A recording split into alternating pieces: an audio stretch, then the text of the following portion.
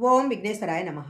మహాభారతము అరణ్యపర్వము మార్కండేయుని రాక. ఒకరోజు మార్కండేయ ముని ధర్మరాజు దగ్గరికి వచ్చాడు. ధర్మరాజు అతిథి మర్యాదలు చేసి, మేము ద్రౌపది అడవిలో ఇన్ని కష్టాలు పడుతున్నాము, మాలాగా కష్టాలు పడుతున్న వారెవరైనా ఉన్నారా అని అడిగాడు.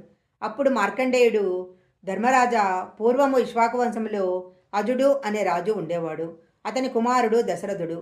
అతనికి 3 భార్యలు. వారిలో కౌసల్య అనే భార్యకు రాముడు, కైకేయి అనే భార్యకు భరతుడు, సుమిత్ర అనే భార్యకు లక్ష్మణుడు, శత్రుఘ్నుడు అనే కుమారుడు కలిగారు.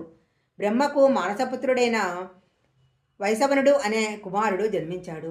వైశవనుడు తన తండ్రి మాట వినకుండా బ్రహ్మను గురించి తపస్సు చేశాడు. ప్రత్యక్షమైన బ్రహ్మ వద్ద నలకుబేరుడు అనే కుమారుని శివునితో సాన్నిహిత్యాన్ని, ధనాధిపత్యాన్ని కోరుకున్నాడు.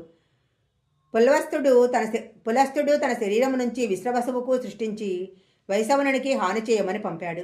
అది తెలిసిన వైశవనుడు విశ్వవసుని వద్దకు వెళ్ళి, అయ్యా, నేను నీ పుత్ర సమానుడను అని చెప్పి విశ్వవసువునకు నృత్యగాన విశారదలైన పుష్పోత్కట, మాలిని, బక అనే రాక్షస వనితలను సృష్టించి ఇచ్చాడు. వారు విశ్వవసువునకు సేవలు చేస్తున్నారు. విశ్వవసువు వారికి సంతానాన్ని ప్రసాదించాడు. పుష్పోతటకు రావణుడు, కుంభకర్ణుడు, మాలినికి విభీషణుడు, బకకు కరుడు, శూర్పణఖ అనే కవలలు జన్మించారు. వారిలో రావణుడు 10 తలలు కలవాడు, కోపిష్టి. కుంభకర్ణుడు కఠిన హృదయుడు, గర్భిష్టి. విభీషణుడు మంచి గుణాలు కలవాడు. కరుడు దుర్మార్గుడు, బ్రాహ్మణులను అవమానించేవాడు, రక్తమాంసాలను ఆహారంగా తీసుకునేవాడు. శూర్పణఖ కూడా అధర్మపరురాలు, పాపాత్మురాలు. ఆ రాక్షస వీరులు తండ్రి విశ్వవసువు దగ్గర వేదాంగాలు, విలువిద్య అభ్యసించారు. ఒకరోజు వైశ్రవణుడు వారిని చూడటానికి వచ్చాడు. రావణాదులు అతని వైభవాన్ని చూసి అదంతా తపస్సు వలన సమకూరినదని తెలుసుకున్నారు. వెంటనే వారంతా తపస్సు చేయటానికి బయలుదేరి బ్రహ్మను గురించి 1000 సంవత్సరాలు తపస్సు చేశారు. వారికి శూర్పణఖ, కరుడు సేవలు చేస్తున్నారు. కానీ బ్రహ్మదేవుడు ప్రత్యక్షం కాలేదు. రావణాసురుడు 1000 సంవత్సరాలకు ఒక తల చొప్పున 9 తలలు అగ్నిలో వేసి హోమం చేశాడు. 10,000 సంవత్సరాలు పూర్తి కాగానే 10వ తలతో అగ్నిలో వేయటానికి సంసిద్ధమైన తరువాత బ్రహ్మదేవుడు ప్రత్యక్షమయ్యాడు. రావణుడికి ఖండించిన 9 తలలు ఇచ్చి ఏం వరం కావాలో కోరుకోమన్నాడు.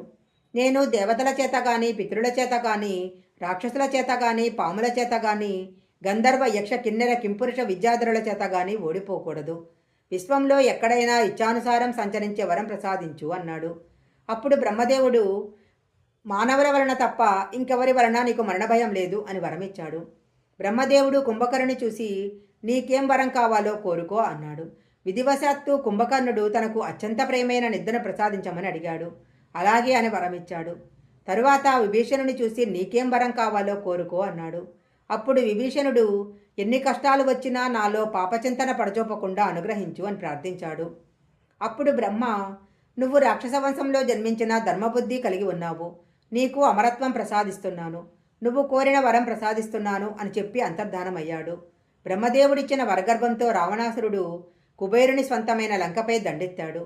రావణుని శక్తి తెలుసుకున్న కుబేరుడు పుష్పక విమానం ఎక్కి లంకను వదిలి పారిపోయాడు.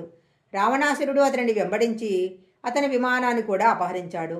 అందుకు యక్షరాజైన కుబేరుడు కోపించి, పెద్దవాడనైన నన్ను అవమానించి నా విమానాన్ని అపహరించావు, ఇది పరుల పాలవుతుంది అని శపించాడు. తరువాత రావణుడు దేవలోకం మీదికి దండెత్తి ఇంద్రుడిని, దేవతలను జయించాడు. దేవతలు బ్రహ్మదేవుని దగ్గర మొరపెట్టుకున్నారు.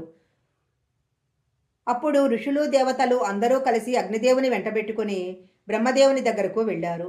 విశ్రవసుని కుమారుడైన రావణుడు దేవతలను జయించి వారిని తన దాసులుగా చేసుకున్నాడు. లోకాలు భయంతో వణికిపోతున్నాయి. మీరే మమ్మల్ని రక్షించాలి అని వేడుకున్నారు. అప్పుడు బ్రహ్మదేవుడు, ఈ విషయంలో నేను ఆ నారాయణుడితో ఆలోచించి ఒక నిర్ణయం తీసుకున్నాను. శ్రీ మహావిష్ణువు మానవుడిగా జన్మించి అతనిని హతమారుస్తాడు. ఇంద్రుడు మొదలైన వారు కోతులుగా, ఎలుగుబంట్లుగా జన్మించి నారాయణుడికి తోడ్పడతారు అని చెప్పి దుందుబి అనే యక్షకాంతను పిలిచి మందర అనే పరిచారికగా జన్మించి దేవకార్యం నెరవేర్చమని చెప్పాడు. బ్రహ్మదేవుని మాటను శిరసావహించి దేవతలు కొండల వంటి వజ్ర శరీరంతో అత్యంత పరాక్రమమైన కోతులుగా జన్మించారు.